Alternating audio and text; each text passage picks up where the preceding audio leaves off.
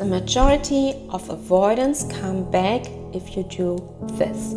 So, when will the avoidant come back? What actually works after a breakup or conflict? Avoidants often retreat after a breakup, an argument, or even too much closeness. But when do they come back? And what actually works if they do? Here's what makes the biggest difference in 2 key moments.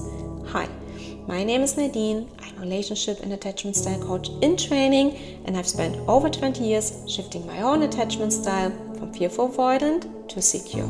There are 2 specific times avoidants tend to pull away: after a breakup or after a moment of conflict, closeness, or emotional vulnerability. And in both cases, there's one thing that often brings them back, but only if it's done with self-respect. First, after a breakup, avoidants usually don't feel the loss right away.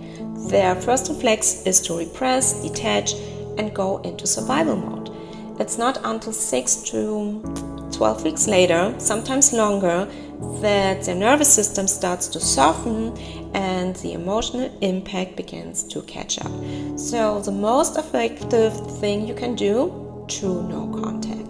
Not silence to manipulate, but silence to heal. That means no texting, no accidental social media views, no reaching out to return a sweater, because the moment contact is made, the emotional distance feels safe again and the cycle restarts. Second, after an argument, avoidants often stonewall to regulate themselves, but that silence can be deeply wounding, especially when it becomes a pattern.